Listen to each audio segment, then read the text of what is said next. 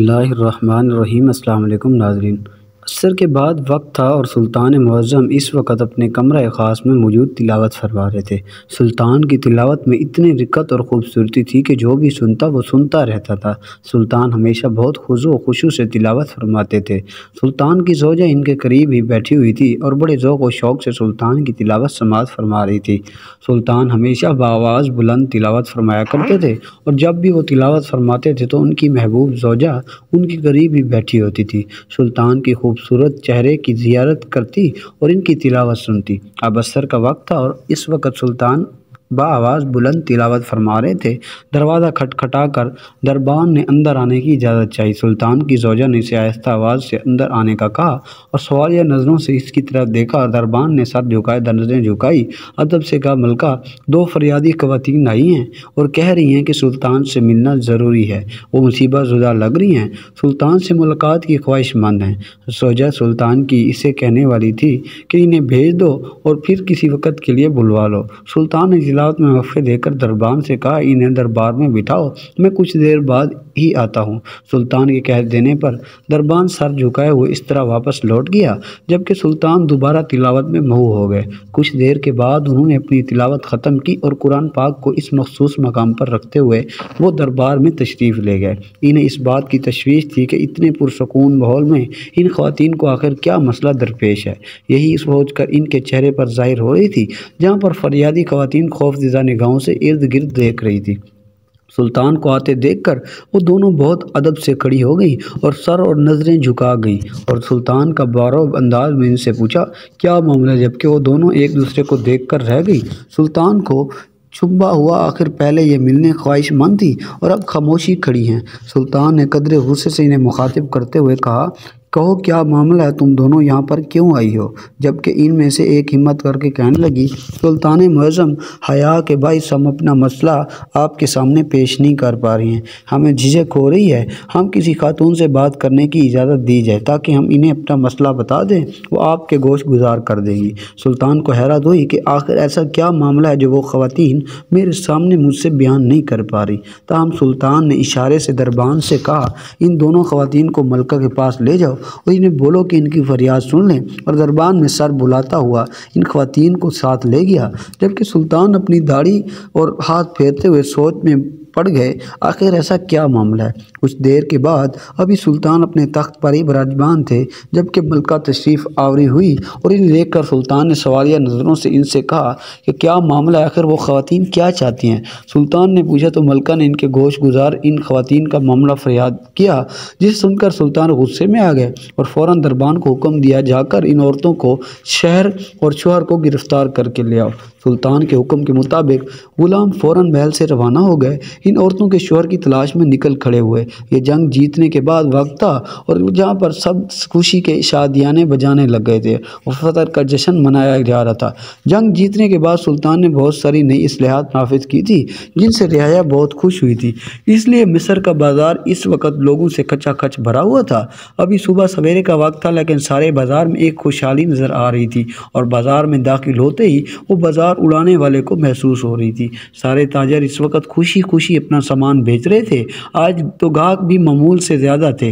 ताजर खुश थे क्योंकि गाहक ज़्यादा क्यों ना होते, क्योंकि वो पहले दिन ही सुल्तान मुअज़्ज़म तिजारत के ऊपर मासूल काफ़ी कम कर दिया था, जिसकी वजह से ताजरों को काफ़ी फ़ायदा हासिल हुआ। इसलिए वो खुशी खुशी अपना सामान बेच रहे थे और मुनासिब मुनाफा रख रहे थे। बाज़ार के एक तरफ से 5 लोगों का एक काफ़िला बरामद हुआ। ये सुल्तान मुअज़्ज़म इनके ख़ास वज़ीर और मुशीरों पर मुश्तमिल काफ़िला था। सुल्तान इस वक्त भी भेस बदल कर आम लोगों के दरमियान आए हुए थे ताकि बाज़ार के हालात मालूम कर सकें और देखें कि ताजर बरादरी ने कहीं ज़्यादा मुनाफा रखकर तो सामान बेचना नहीं शुरू कर दिया। इस सिलसिले में सुल्तान सबसे पहले एक रेशमी कपड़े वाले ताजर के पास आए। इस ताजर के पास बहुत उम्दा किस्म का रेशमी कपड़ा था। हाथ लगाते ही जैसे फिसल जाता। सुल्तान ने कपड़े को हाथ लगाया तो ताजर ने इस कपड़े की तारीफ बयान करते हुए कहने लगा, ले जाओ, इससे बेहतर कपड़ा तुम्हें पूरे बाजार में नहीं मिलेगा। सुल्तान ने कपड़े के दाम पूछे तो बहुत ही मुनासिब थे। सुल्तान सर हिलाते हुए आगे बढ़ गए और इनके पीछे इनके बाकी मुशीर और वज़ीर भी चल पड़े। बाजार में मुख्तलिफ दुकानों से होते हुए सुल्तान बाजार में मौजूद एक कहवा खाने पर चले आए और वहाँ कहवा पीने के बाद दोनों मशीरों ने वजीरों के साथ बाजार की सूरत हाल पर गुफ्तगू करते हुए कहने लगे कि मैं आज यहाँ पर आकर बहुत खुश हुआ हूँ। मेरा ताजर खुशहाल है, मेरी रियाया को सस्ते दामों में अच्छी चीज़ें मिल रही हैं। वज़ीर और मुशीर भी इस सूरत हाल पर खुश थे। मैं से एक वज़ीर कहने लगा, सुल्तान ये सब आपकी हिकमत अमली का नतीजा है। अगर जंग जीतने के बाद आप महसूल कम ना करते और ताजर बरादरी को खुश ना करते फिर रियाया तो भूखी मर जाती। ये सुनकर सुल्तान सर हिलाने लगे और अपने वज़ीर को हुक्म दिया कि अब अगली जंग के लिए तैयारी तेज़ कर दो। अब हमें रूम पर हमला करना होगा, इसी के हिसाब से तैयारी शुरू कर दो ताकि रूम को ये पता चल जाए कि सुल्तान इस फतह किया है। सारे वज़ीर और मुशीर ताज़ीमात झुक गए। सुल्तान ने तंजीबी निगाहों से इन्हें देखा तो बाजार की सूरत हाल का अंदाज़ा हुआ। वो जैसे ही शर्मिंदा से हो गए। सुल्तान बाजार से वापस आने के बाद बहुत खुश थे क्योंकि सुल्तान अपनी सल्तनत में ऐसी खुशहाली चाहते थे। वो यही चाहते थे कि इनकी रियाया बहुत खुश व खरम रहे। यही वजह की कि जब सुल्तान अपनी रियाया की चेहरे पर मुस्कुराहट देखी वो खुद भी मुतमिन हो गए। उन्होंने वहाँ पर मौजूद ख़रीदारी की अपनी जोजा के सामने पेश कर दी। जोजा भी कीमती उम्दा कपड़ा देखकर बहुत खुश हुई और इस वक्त शाही वर्जन को लिबास सिलाई करने के लिए भेज दिया।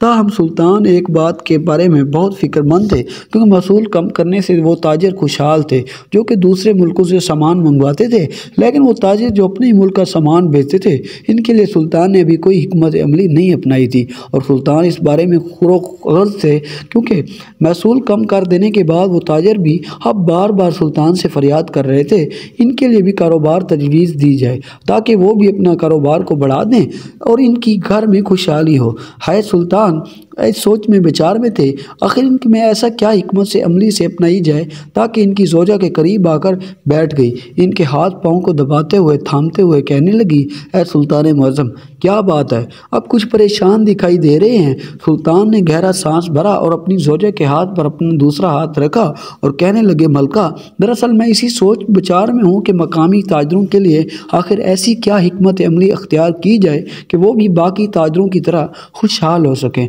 सुल्तान की बात सुनकर सुल्तान की जोजा कहने लगी, अरे इतनी सी बात के लिए आप परेशान हैं, आप ऐसा करें इन 1 महीने के लिए वजीफ़ा दे दें और आप इन्हें वजीफ़े देंगे और इस वजीफ़े के साथ वो अपने माल को बढ़ा देंगे और इनका माल बढ़ेगा तो यकीन इनके पास गाब भी ज़्यादा आएंगे और इस तरह इनका भी खुशहाली के दिन आएंगे।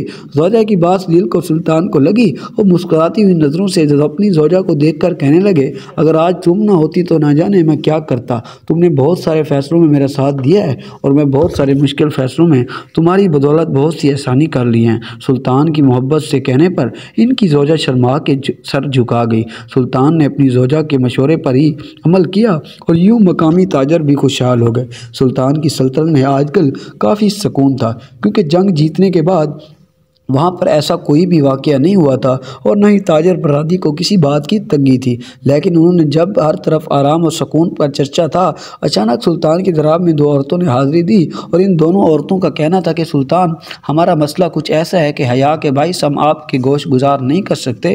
आप हमें इजाज़त अनायत फरमाएँ और हमें किसी खातून से मिलने की इजाज़त दे दी जाए ताकि हम इसे अपने बयान कर सकें और आपको गोश गुजार कर देंगी। सुल्तान को हैरत का झटका, आखिर ऐसी कौन सी बात है जो औरतें मुझसे नहीं कर सकती। ताहम उन्होंने इन औरतों को अपनी जोजा से मिलने की इजाज़त दे दी।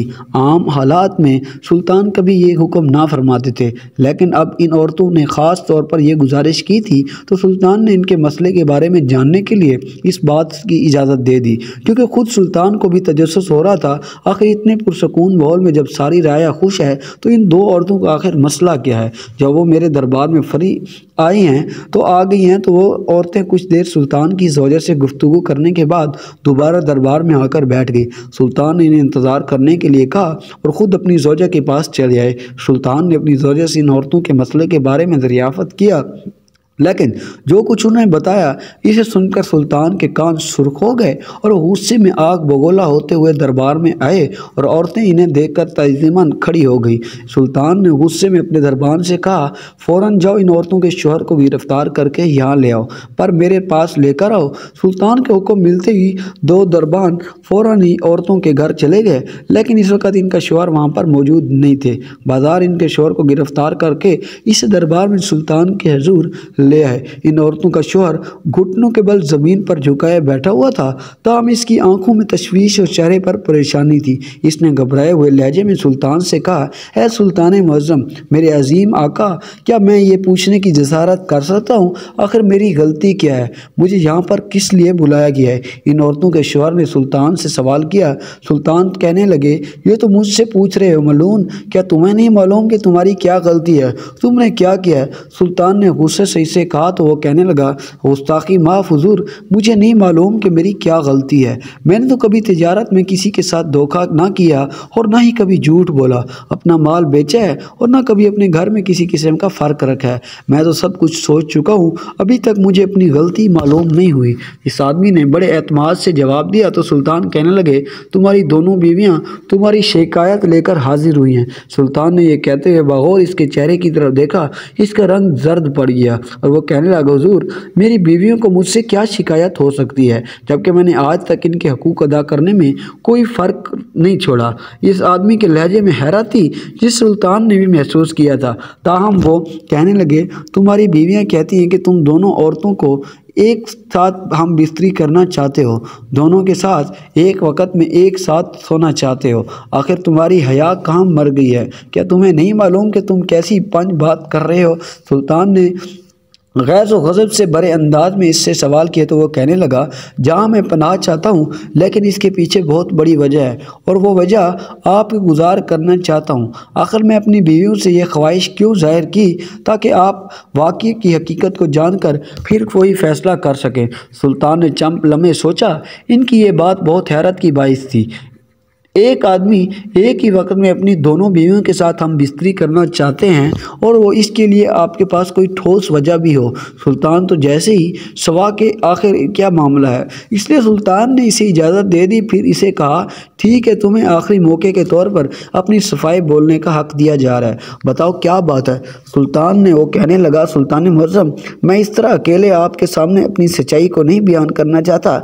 मैं चाहता हूँ कि आप सबको सच्चाई बता दूँ। मेरी दोनों बीवियां भी इस दरबार में मौजूद हों, ताकि वो आप अपने हक में कोई दलील देना चाहें तो हक़ाइक़ की रोशनी में आपको फैसले करने में आसानी रहे, वो भी सच्चाई को जान सकें जो मेरी शिकायत लेकर आपके पास हाजिर हुई हैं। आपको चांद तकलीफ़ दी। इस आदमी के लहजे में सच्चाई बोल रही थी। सुल्तान चंद लम्हे खामोश रहे, फिर कहने लगे, ठीक है, मैं तुम्हारी ये बात मानता हूँ। कल इसी वक्त अस्सर के बाद तुम अपनी बीवियों को लेकर दरबार चले आना और फिर जो सच्चा होगा इसे बाइज्जत बरी कर दिया जाएगा, जिसकी गलती होगी इसे कड़ी से कड़ी सज़ा दी जाएगी। ये कहते हुए सुल्तान एक झटके से उठ खड़े हुए। दरबार में मौजूद सब लोगों ने ताज़ीमन सरों को झुका लिया। एक शान से अपनी पोशाक को झटकते हुए दरबार से बाहर निकल गए। सुल्तान बाहर जाते ही इस आदमी के चेहरे पर ताज्जुब लकीरें सारे देखी जा सकती थी। इसे जैसे इस बात पर यकीन आ रहा था कि इसकी बीवियां इसके खिलाफ सुल्तान के दरबार में हाजिर हो गई हैं। इस वक्त अपने दिल में गुस्सा महसूस ना कर रहा था, ताहम अभी सोच लिया था कि वो दोनों सबक ज़रूर सिखाएगा। एक बार सुल्तान को जब सारी सच्चाई पता चल जाएगी तो वो खुद ब खुद इन औरतों को सजा देंगे। वो आदमी सब कुछ सोचता हुआ अपने घर वापस गया और इसकी बीवी जैसे इस बात की मुंतज़िर थी कि सुल्तान इसे सख्त सज़ा देंगे और इसे अपने गुलामों से कोड़े लगवाएंगे या फिर जिंदान में डाल देंगे। लेकिन जब वो वापस घर आया तो इनकी दो बीवियां हैरान रह गई और आपस में एक दूसरे के साथ चह मोगियाँ करने लगी। क्या ख्याल था कि शायद सुल्तान भूल गए। उन्होंने इसे आदमी को दरबार में नहीं बुलाया, लेकिन इन्हें सच्चाई मालूम नहीं थी। इन्होंने मालूम था कि सुल्तान के दरबार में आज क्या कुछ हुआ है। ताहम इन्होंने अपने शौहर के घर आने पर बहुत मायूसी थी। अगले दिन जब अस्सर का वक्त करीब हुआ तो इस आदमी ने अपनी दोनों बीवियों से कहा, मेरे साथ चलो और सुल्तान के दरबार में हाजिर हो। दोनों हैरत और खौफ के मले चले तासरात से अपने शौहर की तरफ देखते हुए कहने लगी, हाँ, सुल्तान ने मेरे साथ साथ तुम सबों को तलब फरमाया है, इसलिए मेरे साथ चलो ताकि सच्चाई का फैसला किया जाए। इनके चेहरे पर कुछ कश्मकश थी। इनके दोनों का शौहर इनके चेहरों को नज़रअंदाज करता हुआ इन्हें अपने साथ सुल्तान के दरबार ले आया। सुल्तान इस वक्त मुख्तलिफ फरियादों की फरियाद सुन रहे थे। जब इसने इस बारी आई तो इन्होंने देखते हुए सुल्तान को सारा मामला याद आ गया। सुल्तान इन औरतों के शौहर की तरफ देखते हुए कहने लगे, कहो क्या मामला है? इन औरतों ने जो इल्ज़ाम तुम पर लगाया है क्या वो सच है? तुम अपनी सफाई में कुछ कहना चाहते हो? अभी कह दो, इसके बाद तुम्हें अपनी सफाई देने का मौका नहीं मिलेगा। दोनों औरतें और इनका शौहर सुल्तान के सामने तज़ीमन सर झुकाए खड़े थे। इन आदमी नर झुकाए हुए सुल्तान से अर्ज़ की, ए मेरे आका, मैं आज आपके इस आलीशान दरबार में आपके वक़ार को मद्देनज़र रखते हुए जो कुछ भी कहूँगा वो बिल्कुल सच कहूँगा। मैं कहना चाहता हूँ कि ये दोनों औरतें बेशक मेरी बीवी हैं। मैंने इनसे शादी अपने घर के सुकून और आराम की खातिर की थी। मेरे दूर के रिश्तेदार हैं, जबकि दूसरी एक यतीम औरत थी।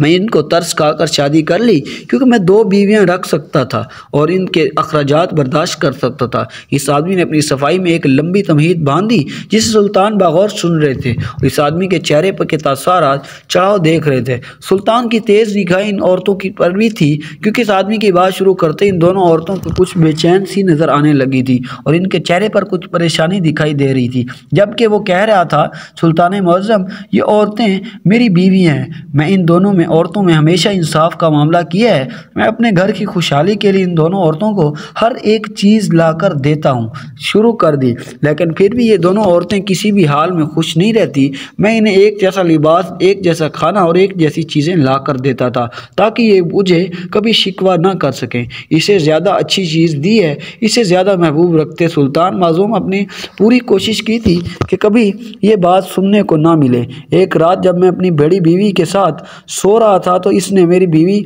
मुझसे कहा कि तुम अपनी दूसरी बीवी के साथ इस तरह प्यार मोहब्बत करते हो तो मेरे साथ जितना जिताते हो।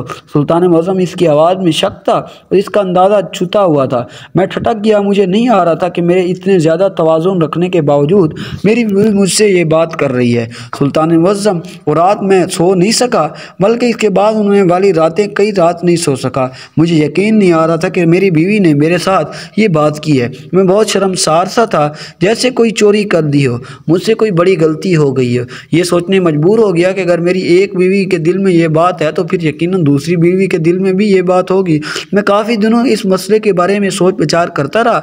फिर मैं इस मसले का जो हल निकाला वो आपके सामने है। मैं अपनी दोनों बीवियों को एक रात अपने कमरे में हाजिर होने के लिए कहा और फिर इन दोनों से एक ही वक्त में ताल्लुक़ बनाना चाहा, लेकिन ये दोनों बदक उठी और मुझ पर इस तरह के इल्ज़ामात लगाना शुरू कर दिए। चुपचाप सुनता रहा, लेकिन फिर ये दोनों मेरे खिलाफ आपकी अदालत में हाजिर होगी। मैं सोच भी नहीं सकता था ये दोनों ऐसा कदम उठाएंगी।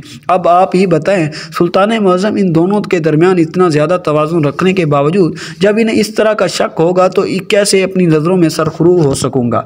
मैं कैसे अपने रब के हुजूर एक इंसाफ पसंद शख्स कहलाऊँगा? आप ही बताइए, मैं कैसे आखिरत में कामयाब हो सकूँगा? इस शख्स ने बड़े अंदाज में अपनी बात को मुकम्मल किया तो सुल्तान के चेहरे पर एक चमक सी देखी जा सकती थी। जैसे ही इन्हें इस शख्स के इंसाफ पसंद हुए, इतने ज़्यादा हसास होने की बहुत खुशी हुई। ताहम सुल्तान अब डरोन इन दोनों की औरतों की तरफ मुतवज्जे हुए और बड़े चुभते हुए अंदाज में इन्होंने कहा, ए खातून, क्या तुम दोनों में से किसी आदमी की इस बात से इतराज़ है कि ये झूठ बोल रहे? दोनों ने पहले खामोश रही। इनके बाद इस आदमी की पहली भी सुल्तान से कहने लगी, सुल्तान मुअज़्ज़म, मैं कुछ कहना चाहती हूँ। इसकी तरफ मुतवज्जे हुए और इजाज़त दी। सुल्तान मुअज़्ज़म इस औरत को इजाज़त दी तो वो कहने लगी कि उंगलियां मरोड़ते हुए कहने लगी, सुल्तान मुअज़्ज़म, मैं जानती हूँ मैंने इस वक्त अपने शौहर से जो बात कही मुझे नहीं करना चाहिए थी। ना जाने इस वक्त मेरे दिल में ऐसा क्या ख्याल आ गया था, वो बात कर बैठी। मुझे मालूम नहीं था कि मेरा शौहर के दिल में वो बात इस तरह चुभ जाएगी, लेकिन मेरे दिल में वो बात शक में जहर पैदा करने वाली कोई और नहीं बल्कि मेरी अपनी सौतन है, मेरे शौहर की दूसरी बीवी।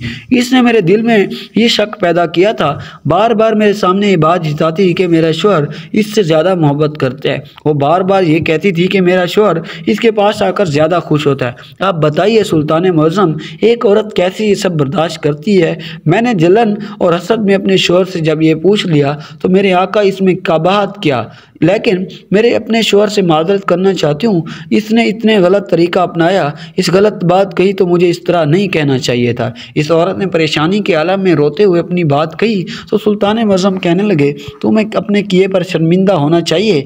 जब वो हमेशा से तुम दोनों के दरमियान इंसाफ करता आया है, आगे भी इस तरह तुम दोनों के दरमियान इंसाफ कायम रखेगा। फिर तुम्हारा ये शक करना बिल्कुल नहीं बनता। जानबूझकर अपना घर खराब करने की कोशिश की है और एक सच्चे और इंसाफ पसंद बंदे पर शक किया है। अगर सुल्तान मुअज़्ज़म ने बारोब अंदाज में बात की तो वो दोनों औरतें अपने सर झुकाएं। सुल्तान ने इस आदमी की दूसरी बीवी से कहा, क्या तुम्हें अपनी सफाई में कुछ कहना है? औरत चंद लम्हे सोचकर कहने लगी, सुल्तान मौज़म, मैं कहना चाहती हूँ। सुल्तान इजाज़त मिलते ही इसने कहा, शुरू में किया कि सुल्तान, मेरा ताल्लुक़ एक यतीम खाने से है। मेरे शौहर मुझ पर तरस खाकर शादी कर ली।